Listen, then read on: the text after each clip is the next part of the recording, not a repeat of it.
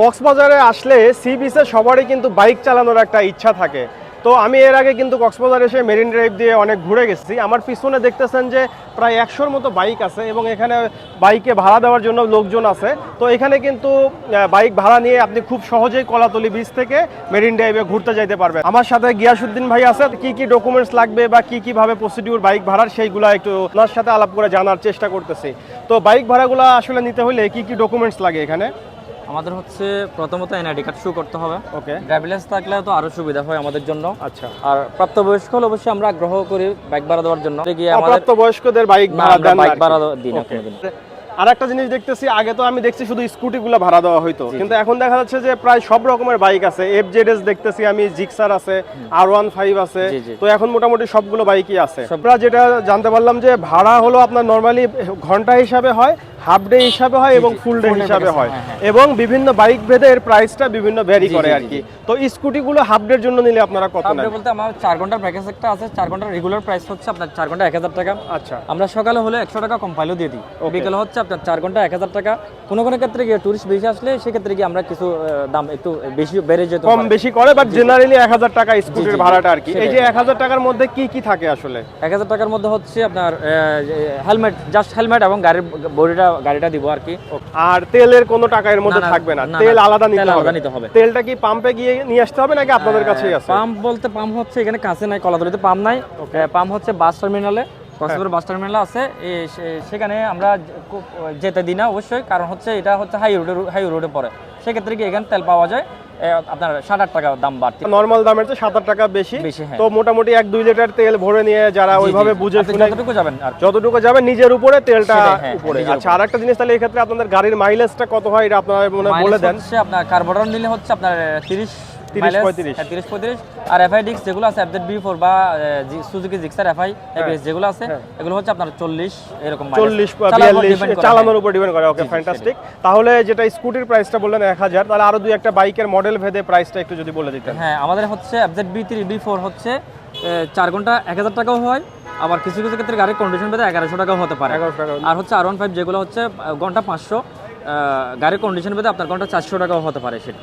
আর 4 ঘন্টার জন্য R15 ঘন্টার জন্য আমরা আমার গাড়িটা নতুন একবারে শোরুম কন্ডিশন, শোরুম থেকে নেওয়ার আপনার সেক্ষেত্রে আমার গাড়িটা হচ্ছে আপনি 4 ঘন্টা সর্বনিম্ন 1600 টাকা, 1800 টাকা, 2000 টাকা এরকম মানে টুরিস্টের চাপ বুঝে আপনারা কিছু ডিসকাউন্ট দেন, কিছু কোনো সময় আর কিছু কিছু গাড়ি আপনি 4 ঘন্টা 1400 টাকা দিলেও R15 পাওয়া যায় আর কি। এটা কন্ডিশন যদি একটু দুর্বল হয় আর কি। এই যে জিক্সার বা এফজেডএস এগুলা আসলে এগুলো হচ্ছে আপনার সকালে প্রাইস রাখে যে আপনার 1000 টাকা বলি, আমরা নরমালি 800 টাকা পাইলেও দিয়ে দিই, 900 টাকা পাইলেও দিই, 1000 টাকা পাইলেও দিয়ে দিই। বিকালে কিন্তু 1000 টাকাই থাকে। বিকালের দিকে আপনারা একটু বেশিতে ভাড়া দেন, কারণ বিকালে যেহেতু রোডটা একটু কমে যায়, সবাই টুরিস্টরা বেশি বিকেলে যাইতে চায় আর কি। সকালের দিকে সাধারণত একটু কম যায় মেরিন ড্রাইভের দিকে। এইটা হ্যাঁ ঠিক আছে, এটা একটা বিষয় গেল। আর আপনার যে যদি কোনো অ্যাক্সিডেন্ট বা ইনসিডেন্ট হয় বাইকে, সেক্ষেত্রে কোনো বিষয় আছে? গাড়িটা অবশ্যই নেওয়ার সময় ভিডিও করে নিতে হবে। আমাদের কিছু নিয়ম কানুন আছে, এগুলা মেনে নিতে হবে। গাড়িটা ভিডিও করে নিতে হবে। প্রথমত গাড়ি ভিডিও করে নিতে হবে। বিচের বালি বা পানিতে, আমরা সমুদ্র সৈকতের বালি বা পানিতে নামাইতে দিই না। যদি অনেকে ভুল করে নামাই ফেলে শখের বসে, তখন আপনার হচ্ছে গাড়ির ক্ষতি হয়। আর হচ্ছে সেক্ষেত্রে গিয়ে অনেকে আছে ওয়াশের টাকা দিয়ে দেয়, অনেকে আছে 500 টাকা, অনেকে আছে 200 টাকা, অনেকে আছে 300 টাকা, অনেকে আছে এমনও আছে আপনার 1000 টাকা পর্যন্ত নিয়ে নেই। তো মানে সেই ক্ষেত্রে পানিতে না নামানোই ভালো, কারণ এটা একটা জরিমানার মতো আর কি, কারণ একটা জিনিস একটা আমানত। আর একটা জিনিস আমার জানার ইচ্ছা হলো, যেহেতু এখানে শুধু এনআইডি নিচ্ছেন, তো এরকম কি কখনো হয়েছে নাকি যে বাংলাদেশে তো অনেক ধরনের মানুষ আছে বাইক নিয়ে চলে গেছে, বা এই ধরনের কোনো প্রবণতা হয়েছে কিনা, বা হইলে কি ধরনের আপনাদের একটা ব্যবস্থা? এখানে হচ্ছে অনেকে সবাই জানে যে এখানে বাইকের মধ্যে ট্র্যাকার লাগানো আছে, একটা বা দুটো এরকম অনেক ট্র্যাকার লাগানো থাকে। সেই ক্ষেত্রে কি অনেকে সাহস করে না, মানে চুরি করার সাহস করে না আমাদের বাইকগুলো। তো এরকম কি কখনো ঘটনা হয়ে গেছে, নিয়ে গেছে? আচ্ছা, এখন পর্যন্ত এরকম ঘটনা ঘটে নাই। আসলে অনেক মানুষ কিন্তু প্রতিদিন কক্সবাজার আসে, নানা ধরনের মানুষ আসে।